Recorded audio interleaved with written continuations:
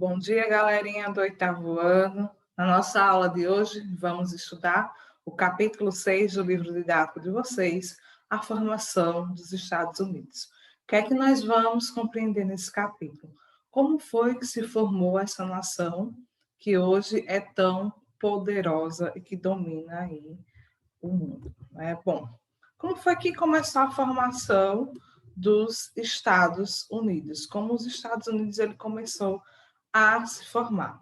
Lembrando a vocês que, assim como o Brasil, os Estados Unidos, né, era uma colônia, né, uma colônia de quem? Uma colônia da Inglaterra. Então, era uma região dominada pelos ingleses, certo? E como foi esse processo de colonização, né?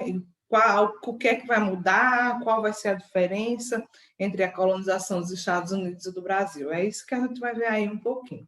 Bom, a primeira tentativa de colonização inglesa, ela veio em 1585, quando a rainha Elizabeth, ela dá permissão ao Sir Walter Raleigh para iniciar a colonização. Né? Esse navegador chega aqui na América, no território onde hoje é os Estados Unidos, e funda um povoado chamado de Virgínia.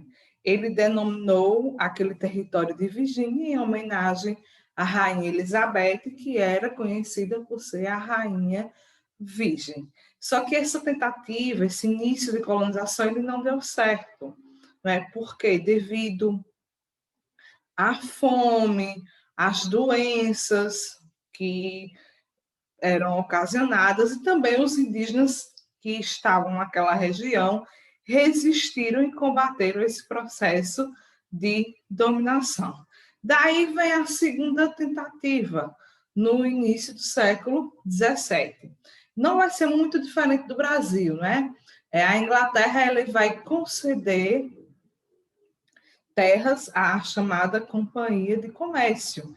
E essa Companhia de Comércio vai começar a fazer promessas atrativas para que ingleses venham para cá, para essas novas terras na América, não é? Então, uma promessa, com promessa de terras férteis, de uma nova oportunidade de vida, muitos ingleses passam a vir para a América, para a colônia inglesa, certo?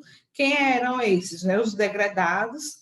Quem eram os degredados? Os degredados eram pessoas que sofriam o chamado degredo, que era tipo expulsão, não é? Cometiam um crime ou alguma coisa, alguma punição, e algum crime, a punição seria o degredo, que era você ser expulso do seu país. Então, muitos vinham para cá como uma punição. Né? Então, aventureiros, pessoas pobres, camponeses, sem terra, como também religiosos protestantes. Lá na Inglaterra, né, vai começar, né, lá tinha a religião, que era chamada de a religião anglicana, e eles vai haver aí um certo, como é que eu vou dizer, perseguição a grupos religiosos que seguiam a religião protestante. Então, essas pessoas que eram perseguidas devido à religião que seguia, elas passam a vir para a colônia inglesa para tentar uma nova vida. Então, vejo que eram europeus de diferentes origens que vinham para cá, certo? Apesar dessa diversidade, né, de ser povos diversos, mas esses europeus não fizeram nenhum esforço para poder interagir com a população indígena. Lembre que, assim como o Brasil, o território onde hoje é os Estados Unidos, eram habitados por povos indígenas.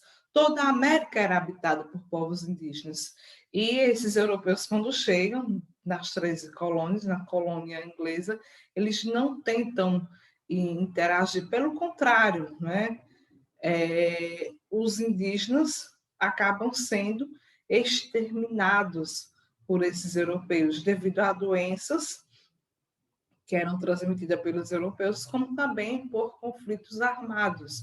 Eles queriam proteger a sua terra e acabam, né, entrando aí em conflitos armados com esses europeus.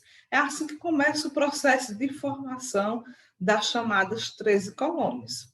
Por que 13 colônias? Que era o território que era dominado pelos ingleses era chamado, né, era uma faixa de terra no litoral e tinham lá 13 colônias. Não tinha inicialmente o nome Estados Unidos, mas sim eram as 13 colônias inglesas.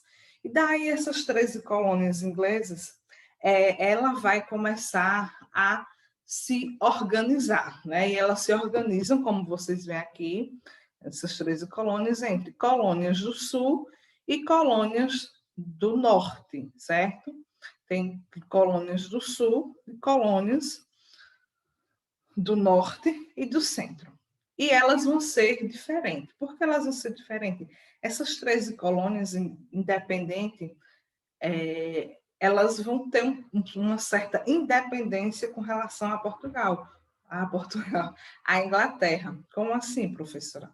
Vejam, a rainha da Inglaterra, ela não vai, né, ficar controlando essas 13 colônias. Ela vai dar uma certa liberdade a esses colonos. Então, esse início, esse processo de formação das 13 colônias, eles tiveram uma certa liberdade, por isso que eles vão ter características distintas. Por exemplo, a região sul, que era mais propícia para a agricultura, ela vai começar a focar na plantação, né? Vai desenvolver o sistema de plantation, que são grandes plantações, vão fazer importações para a Europa, né? Em especial para a Inglaterra, e vão utilizar a mão de obra primeiro dos colonos e depois começa a inserir a mão de obra escrava africana. Já a do centro e do norte já vão ter pequenas propriedades, não grandes como o sul, a prática da policultura e não da monocultura, como no sul, vão começar a produzir manufaturas e o forte deles é ser o comércio triangular. Como é esse comércio triangular? Vejam, eles saem do norte, né?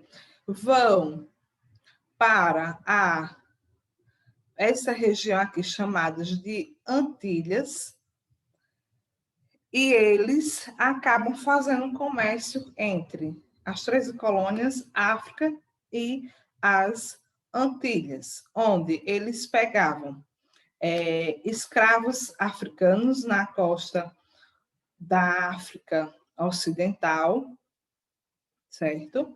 E eles trocavam esses escravos africanos por produtos que eles conseguiam nas Antilhas, como melaço, né? Eles produziam também o rum, que era uma bebida.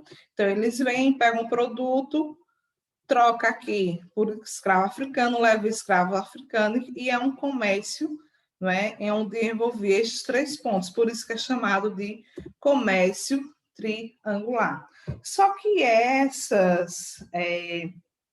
essa relação ela começa a se estreitar, né? A Inglaterra começa a interferir nos assuntos internos da colônia, não deixa essa tal liberdade, né? E cria as chamadas, né? Uma certa política de opressão, e ela cria leis onde esses colonos vão ter que seguir. Essas leis são taxas onde os colonos vão ter que pagar, como a lei de açúcar, a lei do selo e a lei do chá, e por último as leis intoleráveis. Como começa, né, esse processo aí de controle? Então, o que é que acontece? As 13 colônias começa a reagir a esse controle e daí inicia um processo chamado de processo de independência. Os colonos não aceitam esse estreitamento, essa cobrança, e começa, não é, aí a questionar esse domínio inglês e começa-se a lutar pela independência, pela independência dos Estados Unidos.